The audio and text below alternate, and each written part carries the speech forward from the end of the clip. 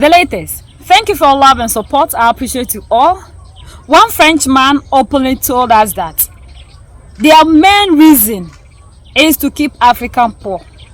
Yes, they have to do everything possible in their power to make sure Africa is backwards. Because when we remain backwards, that is the time they thrive. That's the time they get everything they want in the continent so that they can use it to enrich themselves. And they have created this awareness so that they all act collectively in Africa to get what they want. But he is very sorry that this thing that they have been acting and planning for all these years, and it has been working, is failing. He don't know what they have done that is making them to lose ground. And we are seeing, according to him, in the Sahel, Mali, Niger, and Burkina Faso, doing everything possible to take their sovereignty and preventing French from having access to their mineral resources. And this is not going down well with these people. This is their common goal in Africa. So they come in the guise of helping the Africans, giving us boreholes, giving us school buildings, 1, 2, 3 classrooms, and the Africans think that these people love us. So they come in the guise of troops.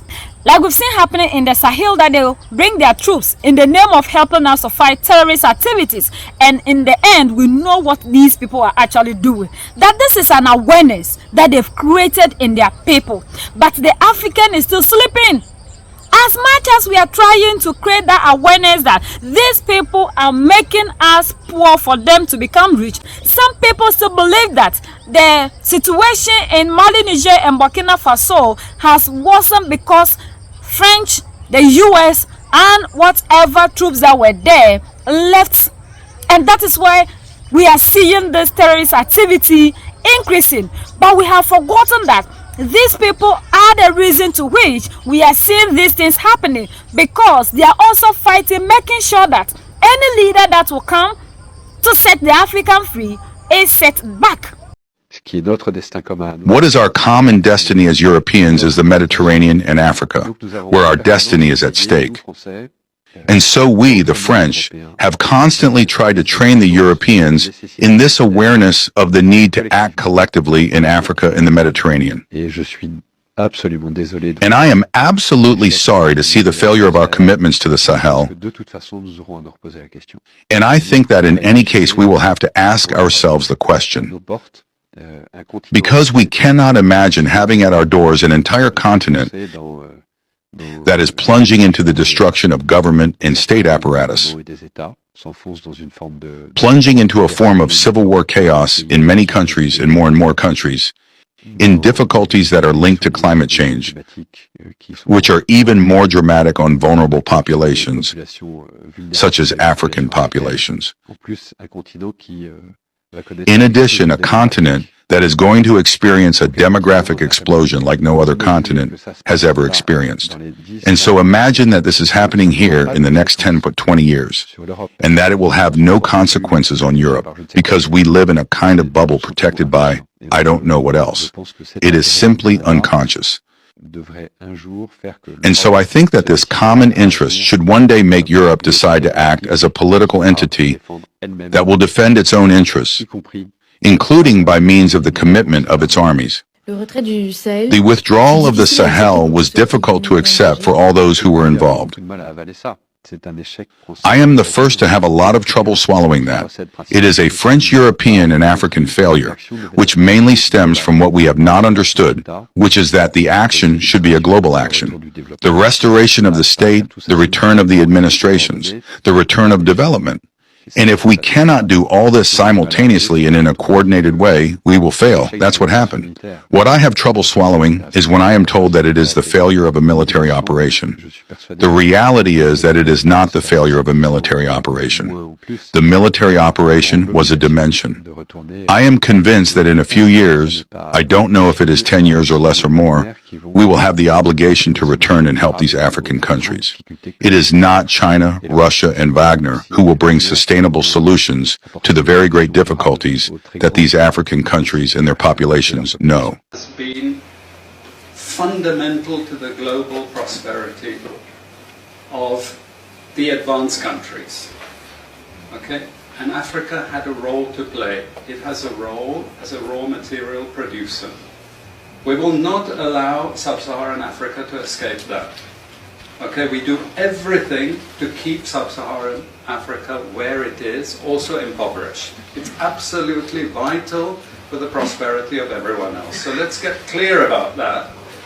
Okay, and this means all the economic structures, all the global institutions, and the economics we teach everyone is all designed to keep Africa exactly where it is. And whether it is Europe or US, it's always the same. We need Africa to be impoverished because we need those raw materials and we need them dirt cheap. Okay, so that's the message. It doesn't mean to say that there's nothing Africans can do. Of course there is. Okay, but this is the opposition that they're fighting. This is what it's about. Because if Africa does do something different, I assure you living standards of all those in Europe and North America are going to fall. Okay? And that is a big price to pay. I assure you that the West is not going to allow that without a big fight. Okay, so this is what it's fundamentally about. And their corporations control the resources. Africa doesn't own their own wealth. It's their wealth, but they don't own it. Western companies own the mines in Africa. They extract the minerals. They set the prices. They ensure that the wealth will never benefit the people whose wealth it truly is. I mean, look at Congo today. Congo produces 70% of the world's cobalt. That's the mineral that powers your smartphone, your laptop, your electric car. Without Congolese minerals, there's no Tesla, there's no Apple, there's no Samsung. Yet the people of Congo remain among the poorest people in the world. Why? Because their wealth is not theirs. It's stolen by Western corporations, by Western companies. The system is kept in place through war. The West doesn't want a stable and independent Congo. That's why they fund proxy wars, why they support rebel groups like M23. They use other African governments like Rwanda and Uganda to do their bidding, to keep Congo weak so that the wealth remains available for plunder. Wallahi, this is a grotesque injustice. It's a grotesque injustice that disgraces the whole world. Congo is a bleeding, open, gaping wound on this earth. Understand this, Africa will never be free until Congo is free. No matter how well any individual African country does, the continent as a whole will remain wounded. This is what they have been doing to all our freedom fighters who rose up to give us a better Africa. We have to wake up and understand that these people never love us. They can never send their troops into the continent to come and protect us when they don't want to see us in their respective countries. And when you say that, you still get Africans who will come out and defend them, telling us that when we get there, it's because of our attitude, it's because of this. The African always come out boldly to defend Yolo Popo. Yet we are still sitting here, hoping and crying and making sure that everything that we need, we leave it in their hands. That they are the ones that have everything that can help us. But these people have nothing. You cannot give what you do not have. These people are here pretending they love us because of the mineral resources that they are getting from us. They are here because of the mineral resources and not you. And this is what we all have to realize and know, that Africa can move forward when we ourselves are ready to take matters into our own hands. Some people also say that we are moving from the West and joining Russia, and it's still going to be the same story because Russia will also come in there. Guys, Russia, as we know in history, isn't like these people. They have been the ones that have helped us through our fight for freedom.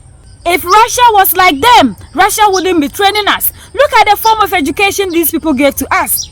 The education is helping them, because after we are out of here, all that we do is to defend everything of theirs. Even when we see that the things we are defending are going against us, we don't see that from our perspective, and we will be quoting everything of ours from the same things that they themselves have written that is going against the black person. Africans, we have to wake up and know that there is nobody that will come here from the West pretending they love us, that love us. They will never sacrifice their military for our safety. And when I tell you sometimes that these people are fighting among themselves, you don't understand. You want to see them coming and boxing each other before you know that they are fighting. They are fighting, and that is why they are always out telling us what is happening in their respective countries and what they are not happy with. The plans and policies they've kept in place, that is no longer working for them. The time that they're having everything that they need in Africa, were you hearing of them? It's not that they are fighting among themselves, pointing and blaming each other. That is when they came out telling us, if there is no fight, there is no blame. So you have to understand that this is what is happening. And when I tell you that there is fire, EU, they are fighting, you come and tell me I'm a liar because you have not seen them boxing each other. Would they come and do that for you, the African, to laugh at them? It's the situation around that will tell you what is really happening. So if I analyze it in that direction and tell you, don't come and tell me that I am giving you fake news. It's because you have refused to think beyond what you are seeing. So we have to unite as a people and also make sure that we support the leaders that are fighting and doing everything possible to support us, so that together collectively we set our motherland free and give ourselves the better life and the better recognition that we need in this world. United we stand, divided we fall, and united we keep standing forever and ever. The greatest enemy of the African is mental slavery. So let's decolonize ourselves from mental slavery. Let's keep sharing to educate our brothers and sisters. Together we make Africa great for ourselves and the next generations that are going to come.